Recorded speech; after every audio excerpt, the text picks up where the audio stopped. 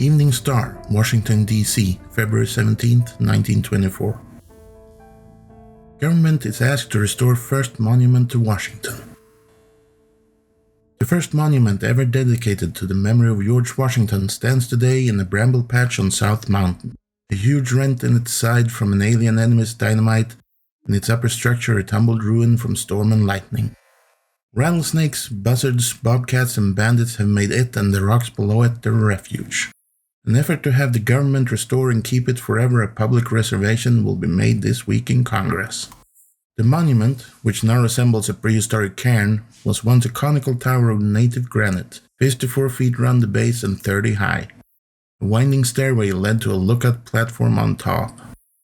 Boothbar citizens, many of whom fought in the Revolution, turned out en masse in 1827 to erect the structure, completing and dedicating it July 4th of that year, just 25 years after the great general's death.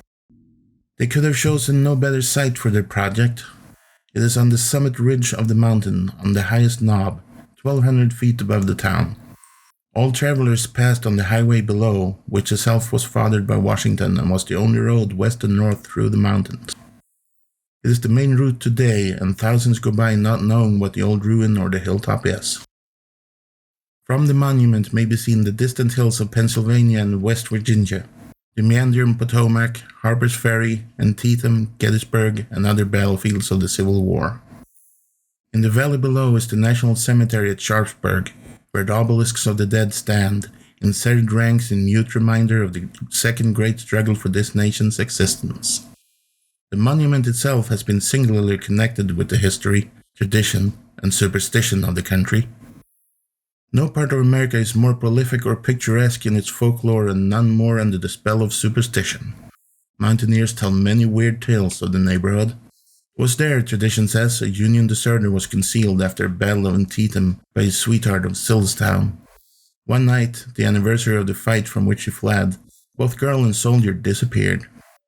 It was thought ghosts of the man's fallen comrades had buried them under the blue rocks.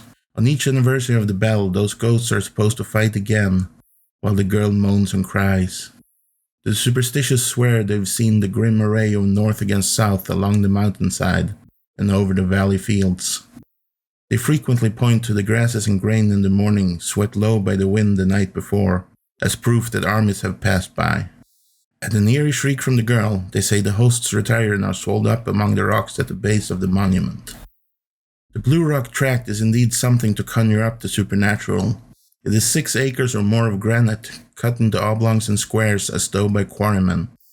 No vegetation has ever pierced its depths, and lichen alone of all plant life clings sparsely to the stones. None on the mountain can explain the curious formation, but the story goes that spirits chose it as their place of exit and entrance to their other world. Few are brave enough to visit there after sundown. J. Hubert Smith owns the land adjoining. He knows all the lore of the mountain. Some folks claim, he said, they're seeing the black dog again, an omen of evil which hasn't been active for 10 years. 'Tis a phantom of huge proportion which stalks along the roadside or jumps from peak to peak in the hills. Few admit having met him, but all know those who have. The beast is oftenest seen at a spring in Sillestown on William H. Klein's property. Klein knows a man who, he said, once cut a spectre in two with an axe, but he merely went on prancing without the body joining again for several minutes. When he recovered from his surprise, the thing jumped over the nearby church and faded from sight. Smith asserts he's seen a real dog there, bigger than a large calf, black all over and hard to catch. This he believes to give ground for the stories. Dr. S.S. Davis was driving by some 20 years ago with a man who declared he saw it, and was so overcome the doctor had difficulty bringing him back to consciousness.